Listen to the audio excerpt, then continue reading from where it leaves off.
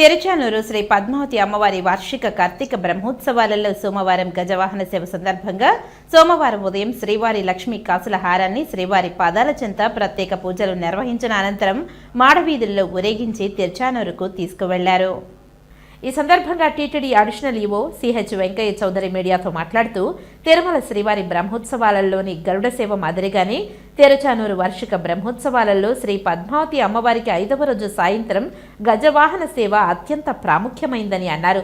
ఇందులో భాగంగా తిరుమల ఆలయంలోని లక్ష్మీ కాసుల హారాన్ని మాడవీధుల్లో ఊరేగించి తిరుచానూరు ఆలయానికి తీసుకువెళ్లి శ్రీ పద్మావతి అమ్మవారికి అలంకరించడం ఆనవాయితీగా వస్తుందని తెలిపారు. సాయంత్రం నిర్వహించనున్న గజవాహన సేవలో తిరుచానూరు పద్మావతి అమ్మవారికి లక్ష్మీ కాసుల హారాన్ని అలంకరించనున్నట్లు ఆయన తెలియజేశారు. ఈ కార్యక్రమంలో టీటీడీ ఆలయ డెప్యూటీ ఓ లోకనాథం ఇతర అధికారులు పాల్గొన్నారు.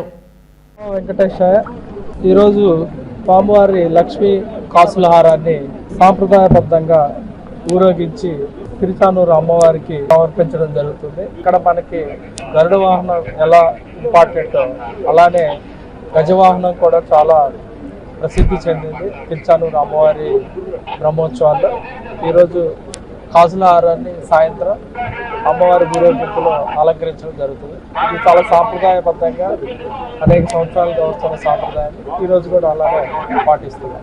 ఓం నమో వెంకటేశ్వర. ప్రత్యేకంగా ఈరోజు అమ్మవారికి కనిపించడం, అమ్మవారికి అలంకరించిన తర్వాత మళ్ళీ స్వామివారికి పంపించడం జరుగుతుంది.